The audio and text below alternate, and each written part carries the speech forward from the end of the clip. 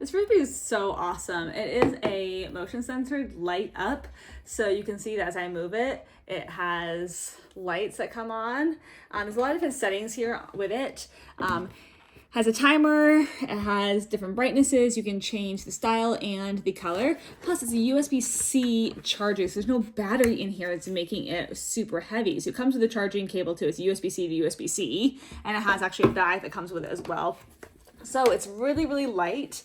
It's very cool, it's very durable. So I was buy this to play with my dog. You can play with your friends at nighttime. The only thing I'm noticing about it is because the lights are motion activated, right? You're moving it around, the light stays on. You don't touch it, the light goes off. So that means if you're playing frisbee at night and it falls on the ground, the light is going to turn off and you're not gonna be able to find it super well if you're playing in the dark, right? The moment someone picks it up and throws it, you're gonna see it just fine. So that's the only con I caution you about is the lighting, how it's gonna turn off with a motion sensor. It's a cool feature, but could mean you lose your frisbee at night.